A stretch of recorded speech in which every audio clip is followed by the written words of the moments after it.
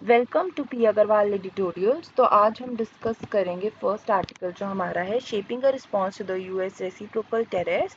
तो हमें जैसे इसमें हम बेसिकली डिस्कस करेंगे कि जैसे जो ट्रम्प हैं अभी सब कंट्रीज़ पे रेसिप्रोकल टेरिफ्स लगा रहे हैं, तो उनकी जो भी टेरिफ पॉलिसी चल रही है उसके अकॉर्डिंग इंडिया का क्या रिस्पॉन्स रहना चाहिए, इंडिया को किस तरह उस पर रिएक्ट करना चाहिए, क्या एफर्ट्स करने चाहिए जिससे हमारा जो इफ़ेक्ट है, इस चीज़ का इम्पैक्ट है वो कम हो जाए।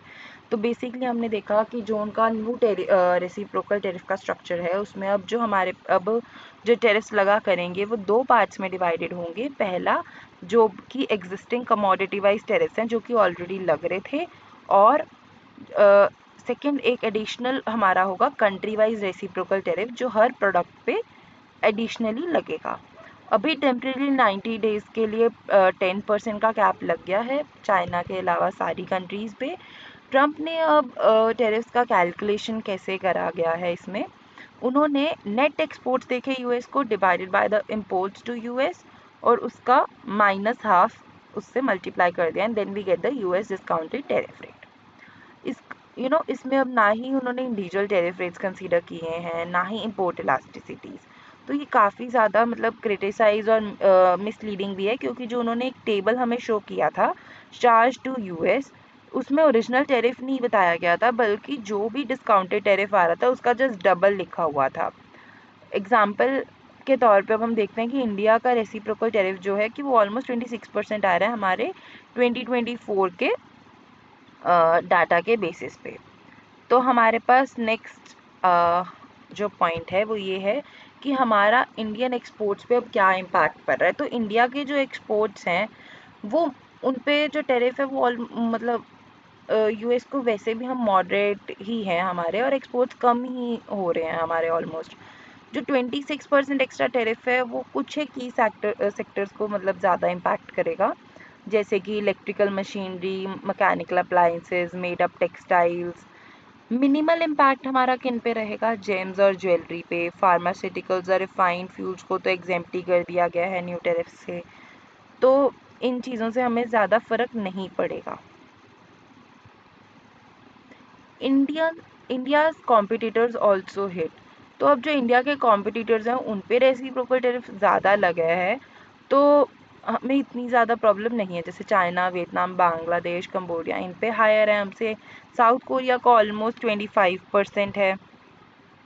तो इंडिया की रिस्पॉन्स स्ट्रेटेजी अब रहनी क्या चाहिए, तो इंडिया को अब बेसिकली करना क्या चाहिए, तो अग्रेशन जैसी रिटालिएटरी टेरिफ्स चाइना की तरह तो नहीं लगाने चाहिए। हमने देखा ये चाइना के गुड्स अप टू 245% हाइक पे चले गए हैं। हमारे को एक मल्टी प्रोंग स्ट्रैटेजी मतलब हर एस्पेक्ट से देख के प्रॉपरली एक स्ट्रैटेजाइज हमारी होनी चाहिए। वो क्या है कि हम जो यूएस से इम्पोर्ट्स हैं उनको हम थोड़ा बढ़ा सकते हैं। जैसे ऑयल ही हम अगर सिर्फ बढ़ा दें $25 बिलियन के इम्पोर्ट्स तक बढ़ा दें, तो हमारा जो टेरिफ है वो गिर के 11.8% हो जाएगा, जो कि ऑलमोस्ट लो रेट के पास ही होगा। तो हमारे को फिर ज़्यादा इम्पैक्ट नहीं पड़ेगा। जो ओवरऑल ट्रेड बैलेंस है वो भी नहीं इफेक्ट होगा, क्योंकि हमें सिर्फ इम्पोर्ट शिफ्ट करने हैं एक कंट्री से दूसरी कंट्री पे। फिर हम क्या कर सकते हैं कि जो मतलब ट्रेड अथॉरिटीज़ से बातचीत वगैरह बढ़ा सकते हैं। हम मॉनिटर कर सकते हैं कि डंपिंग रिस्क ना हो बाकी कंट्री से, जैसे कि चाइना, क्योंकि चाइना का अभी यूएस के साथ इफेक्ट हुआ है टेरिफ के कारण, तो यहाँ पर डंप ना हो जाए उस पर ध्यान रखना पड़ेगा हमें। ग्लोबल ट्रेड पर्सपेक्टिव, तो यूएस का टेरिफ मूव जो है वो एक नेगोशिएटिंग टैक्टिक है। तो ग्लोबल ट्रेड जो है उसको काफ़ी ज़्यादा अनसर्टेनिटी आ रही है, उसकी ग्रोथ के लिए भी काफ़ी ज़्यादा हार्मफुल है। तो डब्ल्यूटीओ को एफर्ट्स लगाने चाहिए रीस्टोर करने के लिए लो टेरिफ ग्लोबल ट्रेडिंग सिस्टम को। और जो हमें रीजनल जो हमारे ग्रुपिंग्स हैं उनको भी एक बैकअप ऑप्शन की लेके तरह चलना चाहिए, उनमें भी आपस में बातचीत वगैरह बढ़नी चाहिए ताकि ओवरऑल जो पर्सपेक्टिव है और चीज़ें हैं बेटर हो सकें। Next article is monsoon and anticipation, be ready for extremes.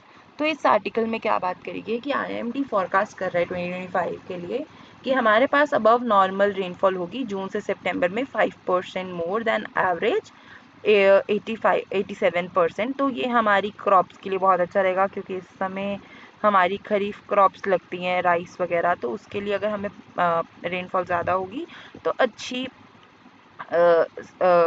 सिंचाई हो पाएगी।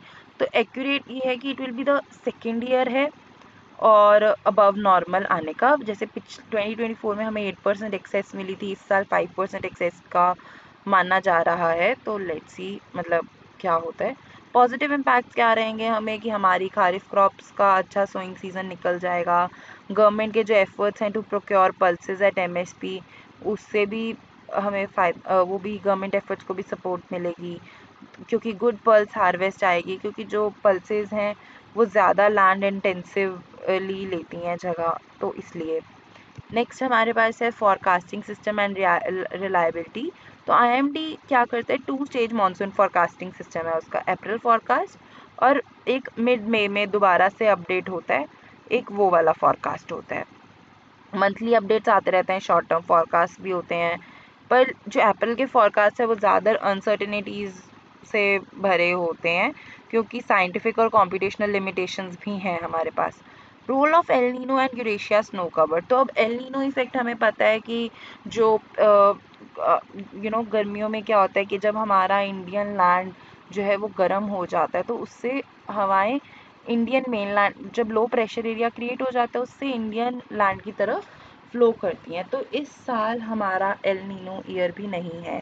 नहीं तो एल नीनो ईयर में क्या होता है कि जो विंड्स हैं, पेरू जो करंट है वो उस सीज़न में वार्म होता है, तो जो मतलब विंड्स हैं वो थोड़ी सी उस साइड भी फ्लो करने लग जाती है, तो नेट रेनफॉल हमें कम मिलती है। पर इस साल तो एल नीनो भी नहीं है, तो ये पॉजिटिव साइन है हमारे लिए। ओके, एल नीनो जो है वो मानसून को वीकेन करता है। नहीं तो फिर एक यूरेशिया स्नो कवर जो है, उसका भी स्नो जितनी ज़्यादा होती है वो इन्वर्सली प्रोपोर्शनल है बारिश के। तो अगर यूरेशिया स्नो कवर इस साल कम हुआ है तो हमारे पास बारिश ज़्यादा होगी। ओशनिक पैरामीटर्स, तो अपार्ट फ्रॉम एल नीनो जो बाकी के ओशनिक फैक्टर्स हैं वो काफ़ी न्यूट्रल हैं, जैसे लोकल फैक्टर जैसे कि cyclones of Bay of Bengal, Arabian Sea, वो स्ट्रांगली इन्फ्लुएंस करते हैं मानसून बिहेवियर को।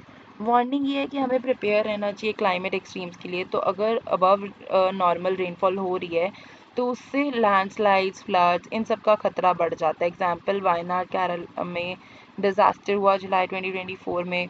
फिर बॉटम लाइन ये है कि good monsoon news is encouraging but not lead to complacency. Center and states must invest in disaster preparedness infrastructure and early warning systems. Thank you.